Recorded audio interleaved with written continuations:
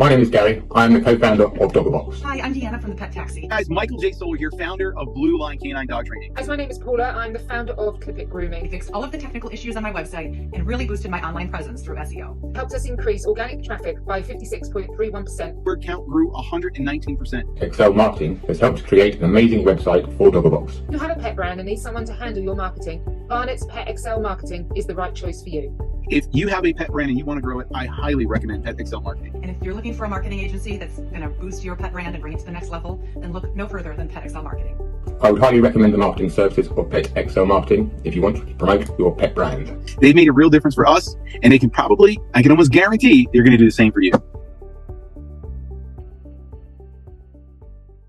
Hey guys, welcome back to Pet Brand Podcast, where we go behind the scenes with the founders, marketers, and visionaries shaping the pet industry. I'm your host Varnit, and each week we dive into the stories and strategies behind some of the most amazing pet brands out there. So today's guest is someone who's truly redefined what a pet toy brand can be. Jen Glaser is the co-founder of ZippyPaws, a company that started in her parents' garage back in 2011 and has since grown into a global powerhouse with over 7 million donuts sold, partnership with Marvel, Miraculous, and even a presence in NASCAR. Jen brings creativity and a deep passion for pets to everything she does. And in today's episode, we are unpacking her journey from hand-drawing product design to building one of the most joyful, recognizable brands in the industry. So whether you are running your own pet brand, thinking of starting one, or just love a great founder story, this one's for you. So let's jump right into the conversations. And thank you so much for being a part of Pet Brand Podcast. Yeah, thank you so much for having me on the show. I'm excited to be here. Great. So yeah, I mean, like your journey with ZippyPaws started over a decade ago, right? And like many great startups, it began in an unexpected place, your parents' garage. So like, let's start with the origin story. What inspired you to start ZippyPaws back in 2011? Yeah, so my co-founder is my dad, and Wow. he had worked as an importer for another pet toy brand for about 15 years. And then I graduated college, and he wanted to work together on the business. And I was young, and I was bright-eyed, and I wanted to do something of my own, right? I didn't Yeah. want to work for somebody else. Yeah. So I thought, I love dogs. I've always loved dogs. Growing up, I always just begged my parents for a dog, and they finally relented when I was 13 and got me my golden retriever. Yeah, you were just like me. Yes, I was Yeah. just like every birthday, every Christmas, every holiday, all I wanted was a dog. Yeah. And, he was just my best friend. And I was an only child, so he was truly like my brother and best friend Yeah. at the time. So I just had a passion for dogs, and I love design. I entered my first art contest when I was in kindergarten. So Wow. just growing up, I love drawing and painting and designing. So I said, hey, like I love dogs and I love the pet industry. I want to create my own brand and design my own toys. And so that's how I decided to start ZippyPaws, with my designs and my vision and my dad's manufacturing expertise. And we kind of just brought those together and started ZippyPaws. So in college you studied design, or like it was something else? In college, I studied business. So I Okay. wasn't sure what I was going to do in the future. Growing up, I wanted to be an interior designer. So I always had that design element. Yeah. in the back of my thought, but I wasn't sure what I wanted to do when I graduated college. So that's why I said, hey, you know what? Let me start ZippyPaws. I'll give it a year and see where it goes. And luckily for me, it took off. And how has your father's background helped you in this journey? I mean, he's very good with numbers, and he's great with negotiating. So he handles most of the financials and the manufacturing side, and negotiating the prices with the factory is something that admittedly I'm not as good as. For me, I'm just great at the branding, the product marketing design, part the marketing, and overseeing the sales as well. So all of the operational side, and he handles all of the, manufacturing side. So we're good, step on each other's toes that much, and we Yeah. work really well together. Yeah. Yeah. Love it. And like building something from the ground up is like never easy, right? Especially in those early days where resources are tight and every decision feels like high stakes. So take us back to those early days working out of your parents' garage. Like what were some of the biggest challenges you faced? Yeah, I think in the beginning it was just, I think with every founder story, you're just one person and you have to do everything. So everybody has their own expertise, right? And mine was obviously the design and the Mm, drawing part, but I had to figure out kind of how to make the money stretch further and how to do sales. And mm. those are not my forte, but you do have to learn You have everything to, and yeah. you have to do everything, and you have to build your own website, Mm, and mm, you have to set up all your stores and online mm, e-commerce. I started on eBay and Amazon back in the day. So learning how to take photos and to write good copy, mm, to just do everything. And in the beginning, obviously that is just the hardest part, because you're just one person, you're two mm, people, mm, and you had to figure everything out. That for mm. me was very, very difficult. And, being young, I could put like, 16-hour days. That's no problem for me back then. So, and with a lack of experience when you're so young, right? Because Mm. so, you just kind of have to figure it out as you go. Yeah. And, just working with limited resources, as you Mm, said, I worked out of my parents' dining room, with just like stacks of boxes everywhere. mm. And, the garage was filled with inventory. So Yeah. those were the fun days. Yeah. Mm, mm. So since you started back in 2011, uh, so did you think that even at that time you had the vision that pet industry is going to boom, or the industry was already growing? It's like, what was your mindset that okay, this field is going to like grow, so I'm going to invest my time and energy in it? Yeah, well, in my mind, I really love the pet industry just because I love dogs so much. And Okay. growing up with my dad, also in the pet industry, I've Mm. seen a lot of what's going on. I went to a Okay. few just trade shows when I Okay. was younger as well. Mm. Mm. And I just thought there was so much room for growth in the Okay. pet industry, Mm. Mm. because, when my dad's old partner first started, there weren't any dog toy brands. So I Mm. think this was in the late 80s or the early 90s. That's when Okay. pet toys just started to become on the market. Before Mm. that, there weren't any toys for dogs because dogs were not considered Mm. like your kids. You had to give them toys. Like that wasn't a thing. Mm. Mm. And in the 90s, that started coming up. And when I started in 2011, I thought that there weren't that many good designs Mm. for the younger pet parents. Mm. So that's why I thought, there's a huge opportunity for me here. I was 21 at the time, so I wanted Wow. to just offer some other designs and products that I Mm. didn't see Mm. that were marketed towards pet owners like myself. Mm, love it. And like many entrepreneurs like hit a moment where they realize like what they're building is no longer just a side hustle. Like it is something Yes. it's getting something bigger, right? So at what moment did Yes. you realize ZippyPaws was no longer just a passion project, but it's becoming a real business and it has a potential to scale? I think I went in with the mindset that this was not a side hustle at all for me. Okay. Mm, I just went in just full time, mm, um, just head first. You And I already had a think big being vision young, for it. yes, Mm, and I mm. think being young, um, I was optimistic and Optimistic, maybe a yeah. little naive at that point where I thought, hey, like this, of course, is gonna work. Of course, There's no yeah. way it wouldn't work. Yeah. Maybe if I started a company today, I would not think that Yeah, same you would be way. more But spectacle, yeah. yes, I would maybe keep my full-time job and then work on this at the side. Yeah, yeah. But at that time, I just dove in, Uh-huh. with my dad supporting me Uh, um, it was a no-brainer for me to just grind and make yeah. this my full commitment. Yeah. Yeah. And ZippyPaws, like it stands out in a crowded market, like not just for the quality of its choice, but like its vibrant, playful identity. So, like, it has like, how did you go about crafting that identity from the start of the when you get started?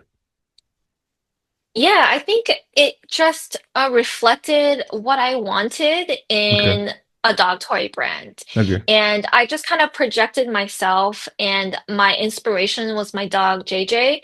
And he just loved all toys. He loved the different ways of playing with them, the bungees, ripping Mm, them out, the squeaking. So I just kind of wanted to bring some of his playful character mm, into the brand. And that's why I came up with the name Zippy. Zippy means lively and fun. I just thought it was just like a fun word mm, to bring. And paws, mm, it made you think of animals, because paws are like the paw print on your heart of your dog. So I just wanted to add that in there. So that's how I came up with the name, mm. and just added kind of that fresh feel. And in the beginning, I used teal. Now, a lot of the pet toy companies also use teal, but originally, I wanted the teal to stand out in a field where it was dominated with maybe oranges and reds Mm, and mm, other colors. So I wanted that teal to pop out. mm, mm. If somebody is listening to this podcast, they already have a pet brand or they're thinking of starting one, what advice would you give them if they want to stand out in a crowded market in terms of like brand identity and marketing? Yeah. Well, I think first of all, you have to be true to yourself and who you Okay. are, Mm, because ZippyPaws is very just true to myself, and this is what I would buy for myself. mm, So if you don't believe in the product and you just, you're scanning the market and you see a hole and you want to fill that hole, but mm. it's not because this is truly who you are and you're just Okay. trying to make money in that hole. That's Okay. just not going to work out in the long term, I think. Mm, And also, you just have to think in the customer, like, mm. what benefits can I bring to the customer, Okay. right? Mm, And, once you think of it like that, then you can really stand out because you bring a lot of benefits, and mm, you can really, speak to your products about why they're much better than the mm, competitors. mm, mm. Yeah.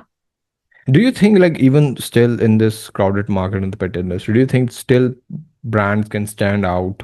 I mean, like everybody talks about like being authentic, like, but at the same time, like if everyone is following the same advice, like don't you think like they are going Hmm. to like how they are going to stand out? Yeah. No, I think there's definitely room in the pet industry Okay, because I just feel like it's kind of like a blue ocean at this point. okay, And even with the many brands, some brands come and go. Like we've been in the industry for a while, and even 14 years is kind of a long time for a pet definitely, yeah. toy brand. Mm, So we've seen some people come and go, and so I just think there's always room for people to come in mm, and okay, build a brand. So I definitely think that, it is possible.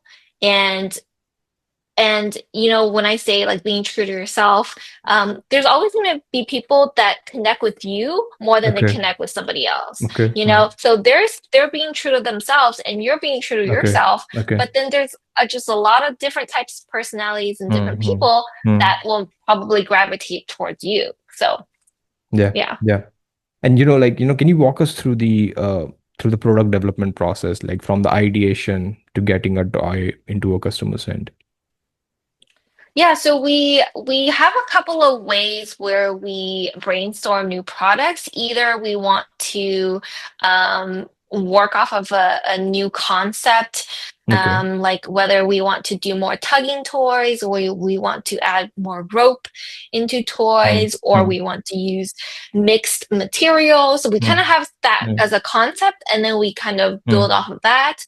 Or we have a specific character that we want to use, like mm, if something is mm. trending, like Okay. vegetables Mm, or fruits, then mm, we want to make more in those mm, categories. mm, Or we just want to improve something that's already on the market. mm, Maybe we go that route. So we have a lot of different um, brainstorming sessions on ways we can create the new products. Mhm. And once we do that, we create the prototypes, the samples, and then we ship it over here so we can test it with our dogs.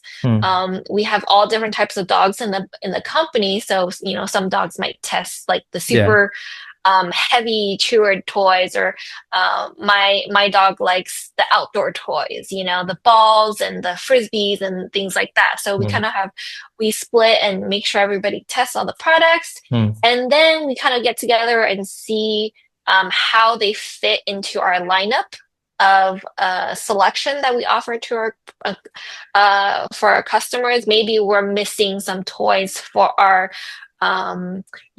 big box stores, or we're missing some products for our small mom and pop stores, and we just kind of fit those products into those selections. And then once we all sign off on it, then it goes into production. Yeah. Wow. And how much, what's the average timeline looks like for this? I think the brainstorming and design process maybe takes, sometimes it's quick, like 2-3 months, and sometimes a product needs over a year of developing, because we have to think about the thickness of the toy, and sometimes the sizing of the toy. And other products need molds, like TPR or rubber. They need us to make molds, so that takes a long time. So that can take more than a year or so. But then so it varies between like 2 months and over a year. And ZippyPaws Donutz line has become iconic. 7 million units sold. So that's not just a product success. That's the movement, right? So what do you think made the Donutz line go viral? Like, how did you capitalize on the momentum? Yeah, I think when I designed the Donutz toy, there were other donut toys on the market, but they didn't look as vibrant as ours did. So I created it, and I called them flavors. So if it was red, I called it a cherry flavor. If it was brown, it was a chocolate flavor. So it just kind of played into the owners, who are actually the consumers, right? The buyers of these products. So I wanted to appeal to them and to really make it so that when you see it on the shelf, you can't help but just squeak it and gravitate towards it and buy it. And then what's unique about our donuts, it has no stuffing, and it has 2 unique what I call crescent squeakers inside. So all the other toys on the market just had stuffing inside. Mine had squeakers, and they were really good, high quality squeakers that we made, and we created the mold for it. So I think that's where we differ from whatever was on the market. And everybody loves donuts and the colors. So we've made a lot of colors recently. So I think that's 2 of the reasons why the donuts were really popular. And in 2023, you introduced ZippyPaws, right? Yes, we did. So what inspired the expansion into cat products? Like, are you seeing trends that industry is also evolving? Yes. So a lot of people had asked me to do cat toys for many, many years prior to me starting ZippyPaws. And me being just, a dog lover, I didn't have much experience with cats. So I wasn't confident in my ability to create cat toys that would do well. So, a lot of people have been asking me, and then one April Fool's Day, I made an April Fool's joke, or our company made an April Fool's joke that we're coming out with cat toys. And it just went viral, and people were just so excited for it. And, and then when we announced that it was just an April Fool's joke, people were really upset. They were disappointed. We got a couple of very upset cat owners. And, and that really pushed me to the point where I was like, okay, there is definitely a need for cat toys. And, unknowingly, that was kind of our focus group where we kind of polled our audience to see if they wanted cat toys or not, and they responded that they did. So that's when I really decided, okay, there's a huge market for cats. And a lot of our customers have been telling us that they can't find really cute cat toys, and they really wanted our design into cat. So that's why we started ZippyPaws, and it's been doing well. And I think not a lot of people know this, but a lot of the dog owners also own cats. Yeah. So it's not just dog owners and cat owners. A lot of it is just intermixed. So there's that's why we think it's going to be a huge industry and huge part for us. Yeah. So like ZippyPaws design everything in California, and like it partners with manufacturers in China and India, right? So how do you manage overseas production, like while maintaining the high standards ZippyPaws is known for? Yeah. So I think manufacturing relationships is one of the unseen unique parts about ZippyPaws, because as I said, my dad had worked with the factories for over 15 years prior to even me starting ZippyPaws. So now we're coming up on 30 years of working with some of the same factories. Wow. And they just know us so well. They know what the standards are. They know what I'm looking for. That's why when we're designing products, it's really quick because they know what I'm looking for. Now I have great designers. I have a great design team. But if I just draw on like a napkin, something like this, they know what I'm looking for, and they can translate it into a toy design. Because a design's not just like 2D. It's 3D, and the face needs to look cute, and the eyes, just the placement. So they know us really well, and we have a very strong team in China to do all of our quality control. So they will go to the different factories and make sure that all of the factories are, up to the standards. And now we started, just a few years ago, we started manufacturing in India, and they've been really great with us, working with us to make sure that the products that they're coming out with has that ZippyPaws look, so that it's not just when you see it, it's like, oh, these are definitely two different manufacturers. We've made sure that the Indian toys also has that unique ZippyPaws look. Also, the tariff situation, is this something that's affecting you? Yes, it definitely affected me, and it made it very difficult to plan for the future. Okay. We had anticipated that there would be tariffs, going to the new presidency, and we had already brought a lot of product that we had back in December and January. So we were all stocked up, and we had a lot of also Halloween, Christmas items.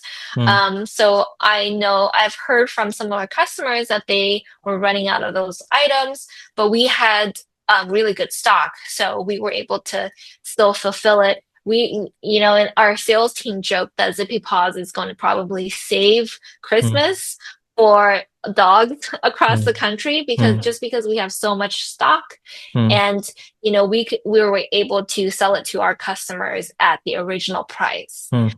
So no tariff price on those existing stock. Okay. But yeah, it was definitely uncertain time for us. Okay. But I feel like we've done a lot of planning to prepare for that. Yeah. But what about the future? Like, how are you going to navigate it? Yeah, definitely in the future, I think diversity is going to be key for us. We are also starting production in Cambodia and Vietnam too, to kind of just diversify our offerings. But our main business is still in China, just because the relationships that we have with those factories and their quality is still unmatched. So we want to still maintain that, but just have other avenues so that in case of any fluctuations with the tariffs, Mm, we're able to, navigate that. mm, mm. Talking about the marketing strategies, like when you first getting Mhm. started out, what was the marketing strategy that worked out for you to stand out in the market? Yeah, I think in the beginning, it was just I really wanted my products to market themselves. So Okay. I love photography as a hobby, my whole life. I love taking photos. And I Mm, just try to take really great photos of the products and make them stand out on Amazon listing, on mm, our website. And I used bright colors to help them stand out. So I think in the beginning, I just try to create really beautiful photos of my products. And at that time, Instagram was, yeah, and popular. still Yeah. is, Mm, just a huge factor. mm, People loved coming to our Instagram and seeing all the cute dogs and the cute photos. mm, So I really wanted the branding to look polished mm, mm, back then. Yeah. mm, mm. And what are the marketing strategies that you're using currently that's working the best for you? Yeah, I think we kind of try to stay true to um, like our company values and try to showcase that, right? We're Mm, a small family-owned company. Even though we're a national global brand, we mm, still operate as if we're a small, you know, father-daughter duo owned. mm, We're self-funded, mm, so we try to just do everything from the inside out, right? Just mm, stuff from mm, within, from our mm, values out, and we try to showcase that. I'm also doing a podcast to mm, kind of showcase, our values and what we believe in, and we want to try to showcase that and really bring that into our brand.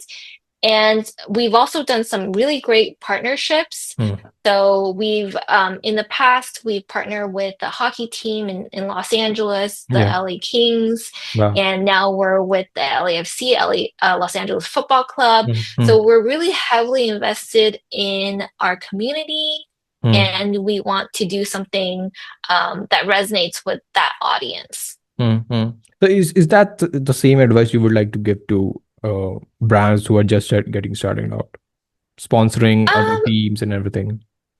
Yeah, I mean, I don't feel like we actively sought out Okay. sponsoring sports Okay. teams. I Okay. think it just happened that way, and um we've just made such good connections in that industry. So I don't know if I would necessarily recommend that. I think Okay. it just keep your options open and see Mm, what resonates with your audience. mm, Our audience really loved having us work with sports teams, mm, so that's why we've done it, and it's been successful so far. Um, so, and I see on one of the questions you asked about us being a personal sponsor of Daniel Suarez, yeah. who's a NASCAR driver. And what's funny is we didn't actually seek out to be a sponsor. We were just at a NASCAR event. We just had a booth at a NASCAR event, just doing something fun. And we happened to meet Daniel Suarez, Mm, and he came up to our booth. We talked, and we just like connected. So then that's why we, are mm, now a personal sponsor of his.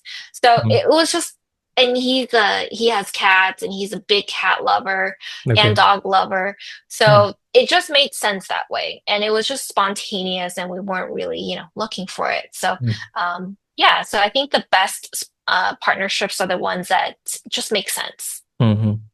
Talking more about the customer feedback that you're getting from the market, like what's one piece of customer feedback that really stuck with you or influenced maybe like a major decision? Yeah, and I think I've gotten a lot of feedback on product design, Okay. which I've really brought back. I just remember one time I was vacationing, and I was in Guatemala, and Um, I was just talking to some lady, and we weren't even talking about what we do, and she was talking about her dog toy. She loved this monkey and banana toy, and I was like, wait. are you talking about, a burrow? And she's like, yes. Yeah. And I'm like, oh my gosh, we just connected over that. And Mm, she was telling me how her dog liked to play with the burrows and the mm, monkeys.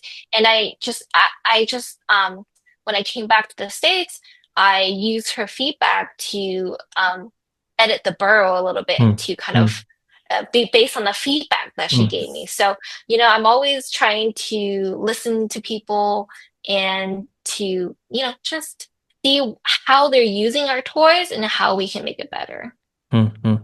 On a side note, if somebody is listening to this podcast and they are not in the pet industry, why do you think the pet industry is growing this much? Like, what is the primary reason for it? And like, what do you think? What the future looks like broadly speaking, for the pet industry itself? Yeah. Well, I think one thing is more people are having dogs over kids and with kids as well, right? So Mm, mm, more people are treating their pets like their own family. And I think that's great. And they want to provide the best for their family. And whether that's, being interactive with them mm, or giving them more toys mm, and mm, more high quality food or just being more engaging with them because they need stimulation. Just like, your kids, you buy them puzzles, you buy them toys, the same exact thing. We want to mm, provide them with the best life. And I think people see a huge gap in that in the pet industry. Maybe the human industry, we take a lot of supplements and we have a lot of, self-care products, but that hasn't caught up necessarily in the pet industry. And that's why we can see a huge jump in tech companies coming into pet as well. And, the pet industry has, well, when I started, it was very, very old fashioned. And I think I was accepting fax orders for about 10 years. So you can see how some of the pet industry is just so stuck in the past. And, only lately have we kind of, started to yeah. um, yeah, be more technical and just Mm, tech has kind of caught up to us, right? mm, So I mm. feel like there's a lot of innovation still to be Okay. discovered and be Mm, done mm, in the pet industry. And I think mm, I'm going to see a lot of AI and tech coming into pet as mm. well. And I see a huge opportunity in the pet industry for that. Yeah, yeah. And you have donated over $500,000 to causes ranging from therapy dog training to wildfire relief. So that's more than charity. It's part of your DNA, of the company's DNA. So why giving back such a central part of ZippyPaws mission, and how do you choose the organization you support? Yeah, I think it really speaks to who we are as a company is we want to be integrated into Mm, um, the community and the dog culture, right? We want to be part of the story of, the pet industry mm, and all the people that are doing really great things mm, in the pet industry.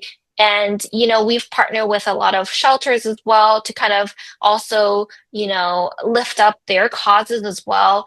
And we just try to choose causes that are close to us and it has an impact on us. mm. So we, for a while, we did $1 of each particular charity toy goes to different charities.